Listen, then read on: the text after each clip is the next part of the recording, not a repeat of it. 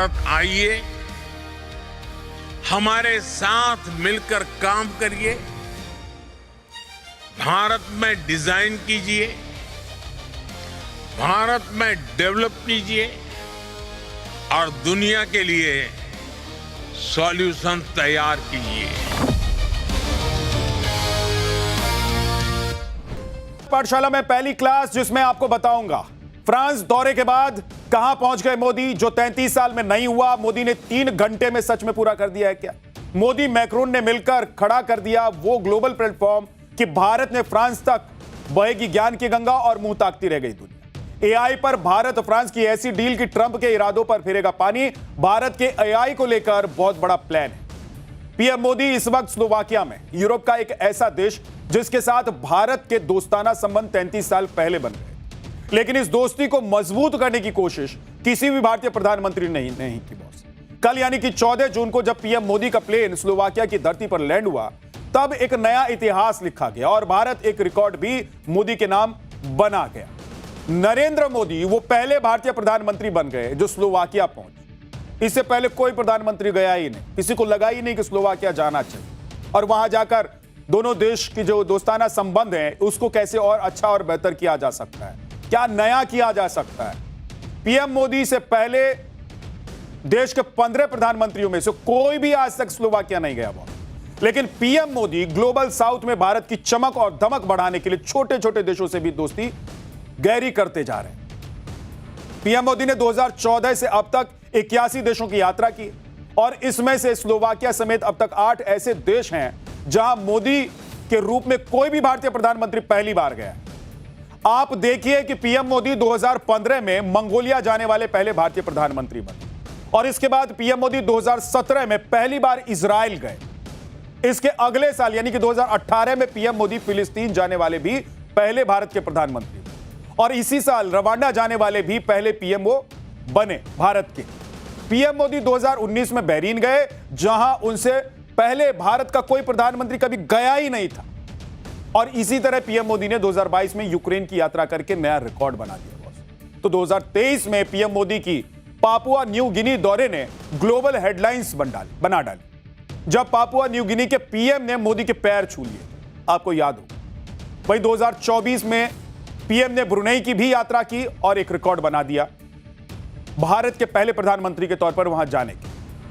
और कल पीएम मोदी ने स्लोवाकिया जाकर उस लिस्ट में एक और देश का नाम शामिल कर दिया जहां कोई भारतीय प्रधानमंत्री पहली बार गया।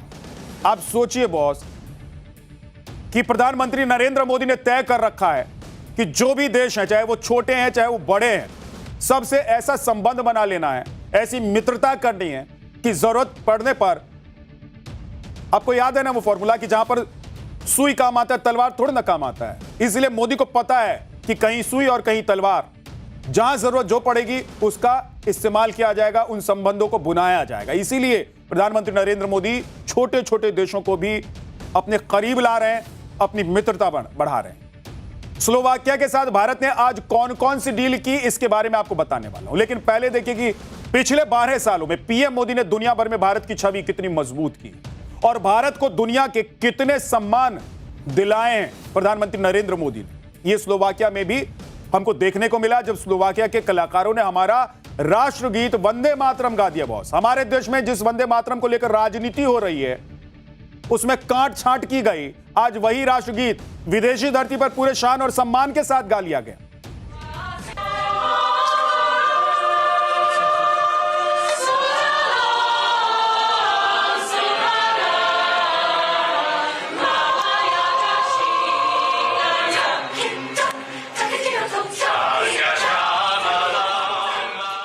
बहुत सा सनातन विरोधियों को ना यह तस्वीर देखकर बड़ी पीड़ा हो रही है, आग लग रही होगी कि कैसे विदेशी धरती पर हर हर महादेव हो रहा है और स्लोवाकियन सिंगर शिव का भजन गा रहे, वंदे मातरम गा रहे।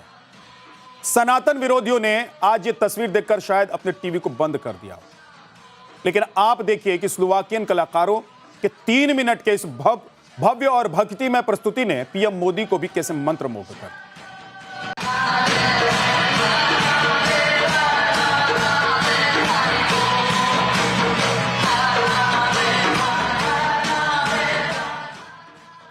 स्लोवाकिया से पहले पीएम मोदी फ्रांस गए थे, जहां उन्होंने भारत इनोवेट्स का उद्घाटन किया और फ्रांस के राष्ट्रपति ने भी इस समिट में हिस्सा लिया। भारत इनोवेट्स पीएम मोदी की कौन सी दूरदर्शी सोच है जो आज साकार होते ही दुनिया भर की निगाहें इस समिट पर पड़ गई, यह भी आज आपको बताने वाला हूं। साथ ही फ्रांस के साथ भारत ने एआई को लेकर ऐसी कौन सी डील कर डाली है कि ट्रंप छाती पीटते रह जाएंगे, क्योंकि ट्रंप ने अमेरिकी एआई एंथ्रोपिक का एक्सेस दुनिया के लिए बंद कर दिया। तो अब भारत और फ्रांस ने मिलकर एआई तकनीक को साझा रूप से विकसित करने की डील की और इस डील के क्या फायदे होने वाले हैं यह भी आज आपको बताऊं। फ्रांस में भारत इनोवेट्स का क्या मतलब है, इस समिट का नाम इंडिया इनोवेट्स क्यों नहीं रखा गया, क्या मोदी सरकार इंडिया शब्द धीरे धीरे किनारे लगा रही है और क्या देश से लेकर विदेश तक पीएम मोदी देश की पहचान इंडिया की जगह भारत के तौर पर स्थापित करने में जुटे हुए।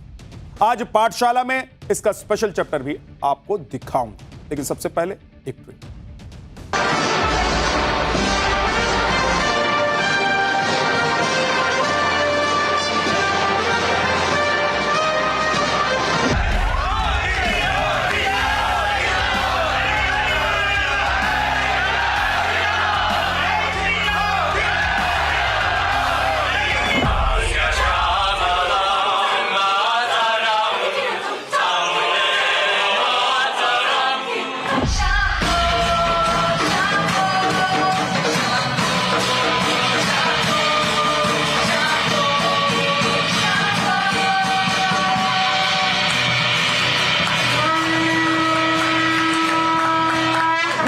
मुझे खुशी है कि इस ऐतिहासिक अवसर पर हमने अपने संबंधों को कॉम्प्रिहेंसिव पार्टनरशिप का दर्जा देने का निर्णय लिया है।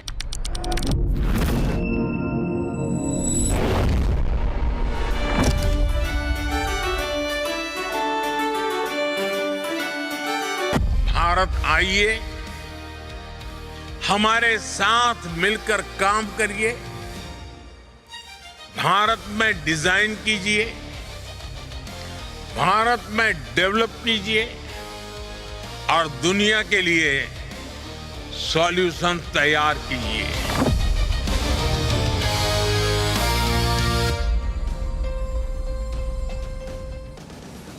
पीएम मोदी कल यानी कि 14 जून को स्लोवाकिया पहुंचेंगे और 16 जून तक वो वहां पर रहेंगे और इस दौरान स्लोवाकिया के साथ भारत ने आज कौन कौन से समझौते किए हैं ये आपको बताने वाला हूं। लेकिन पहले देखिए कि पीएम मोदी किस तरह से डिप्लोमेसी का अलग अंदाज अपनाए हुए, वो ग्लोबल लीडर के साथ एक पर्सनल बॉन्डिंग भी कैसे करते हैं दुनिया के नेताओं के साथ, जो आज स्लोवाकिया में भी एक बार फिर से नजर आए।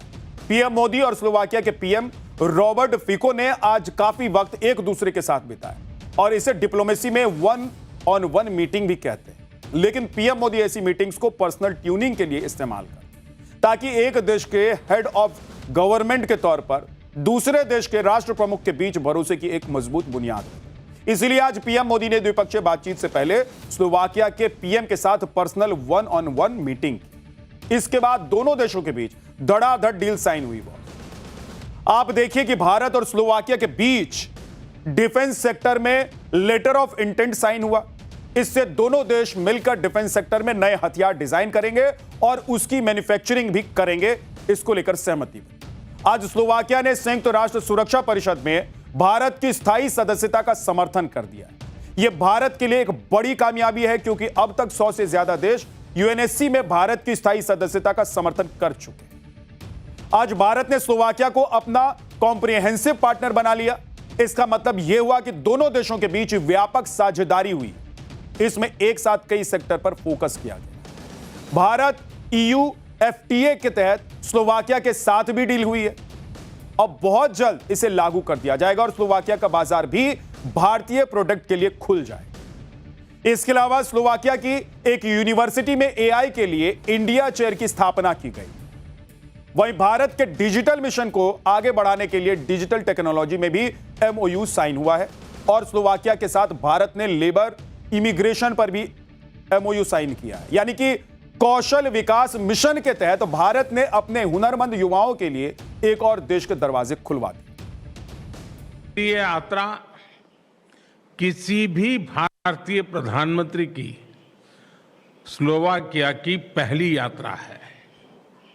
मुझे खुशी है कि इस ऐतिहासिक अवसर पर हमने अपने संबंधों को कॉम्प्रिहेंसिव पार्टनरशिप का दर्जा देने का निर्णय लिया है। यह हमारे साझा विश्वास, साझा प्राथमिकताओं और साझा भविष्य का प्रतीक है।